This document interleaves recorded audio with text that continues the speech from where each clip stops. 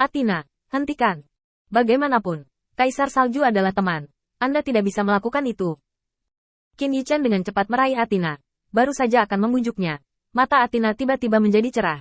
Dia meletakkan tangannya di atas meja. Dan mata besar yang berkedip-kedip itu menatap Qin Yichen.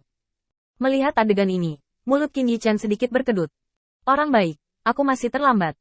Tak berdaya menghela nafas. Kau tidak melakukan apapun padanya, kan? Athena terkekeh dan mengangguk. Itu hanya pemukulan, bukan masalah besar. Bukankah dia tumbuh saat dipukuli saat itu? Qin Yichen menghela nafas lega, tetapi dia selalu merasa ada sesuatu yang salah.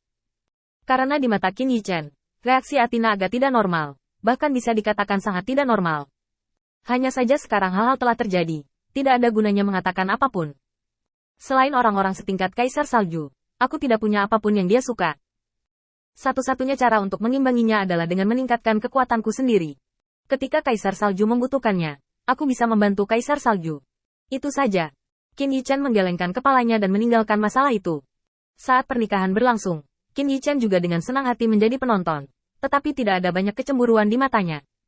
Melihat Zhao Wuling dan Yi Mili menyembah langit dan bumi, Qin Yichen tiba-tiba mengangkat kepalanya untuk melihat ke langit.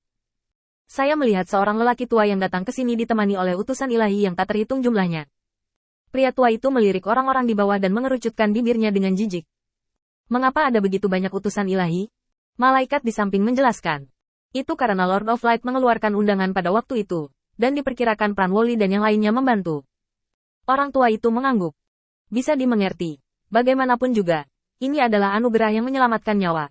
Tapi aku masih harus menjelaskannya kepada mereka ketika aku melihat ke belakang, dan posisi bokongnya harus benar. Utusan di samping mengangguk lagi dan lagi. Orang tua itu baru saja datang ke puncak kota yang hancur, dan tiba-tiba, kekuatan menguap langsung menariknya ke bawah.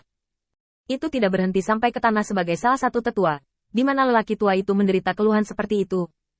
Berdiri tegak lagi, dia menoleh untuk melihat sekeliling, wajahnya cemberut.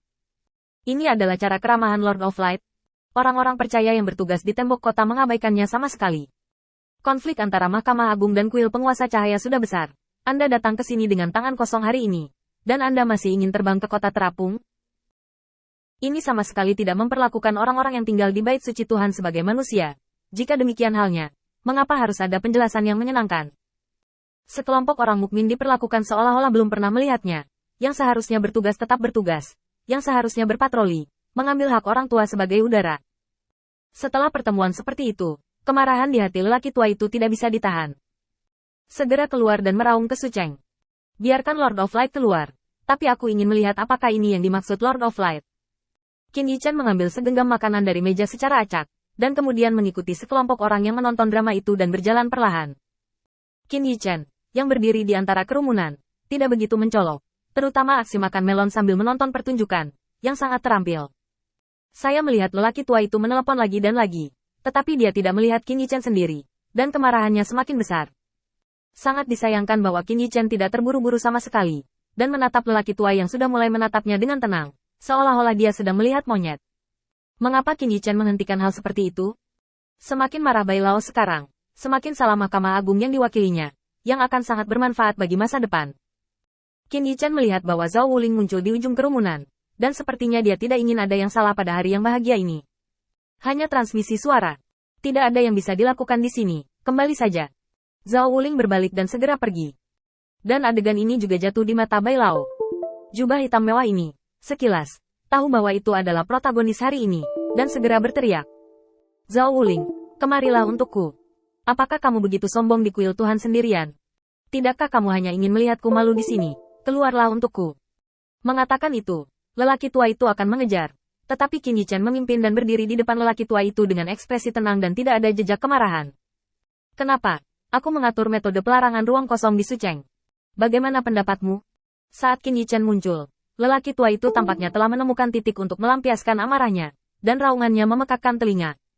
Aku di sini atas undangan. Apakah ini sikapmu? Saya melihat bahwa keberanian Anda di kuil Lord Cahaya semakin gemuk. Tetapi saya ingin melihat, mengapa Anda membandingkan dengan Mahkamah Agung saya? Jika kamu ingin memulai perang, sekarang, segera. Qin Yichen menatap lelaki tua itu dengan tenang, tersenyum dan menggelengkan kepalanya. Hari ini adalah hari sukacita besar bagi orang-orang percaya saya, dan saya tidak ingin ada hubungannya dengan Anda. Aku di sini hanya untuk memberitahumu bahwa aku menyambut tamu di kuil Dewa Cahaya, bukan preman. Kamu Mahkamah Agung telah lama ingin menghancurkan kuil Lord Cahayaku. Tidak apa-apa, kamu tidak perlu menemukan begitu banyak alasan. Aku tahu kamu tidak pernah mengikuti aturan. Dalam bantahan tenang Qin Yichen sedikit marah. Dan ini adalah perlakuan terhadap kuil penguasa cahaya. Meskipun kata-katanya tenang, kemarahan di dalam bisa jelas dirasakan oleh semua orang. Sudut mulut lelaki tua itu sedikit berkedut, menatap Qin Yichen, seolah ingin menelan Qin Yichen. Qin Yichen hanya menggelengkan kepalanya dan tidak mengatakan apa-apa. Samar-samar melihat pemandangan di depannya, tenang dan tenang. Seolah menghadapi bajingan tua. Jika Anda seorang tamu, tunjukkan rasa hormat pada pernikahan dan tunjukkan sikap yang seharusnya Anda miliki. Jika Anda di sini hanya untuk memamerkan status Anda di Mahkamah Agung, maka Anda tidak perlu melakukannya. Kapan aku pernah takut pada kuil Holy Lord? Setelah mengucapkan kata-kata ini dengan tenang, Qin Yichen berbalik dan pergi, tidak memberi orang tua itu kesempatan untuk berdebat. Benar-benar akan berperang? Itu hanya tergantung pada siapa Qin Yichen ingin meminta bantuan. Ares, Dewa Perang, dan Athena, Dewi Kebijaksanaan. Keduanya adalah kartu asli Qin Yichen. Keduanya memiliki banyak persahabatan dengan Qin Yichen. Hanya soal satu kalimat untuk meminta mereka berurusan dengan penduduk asli ini. Serius berbicara, alasan mengapa Qin Yichen enggan menyerah sekarang adalah karena dia ingin mengasah bawahannya.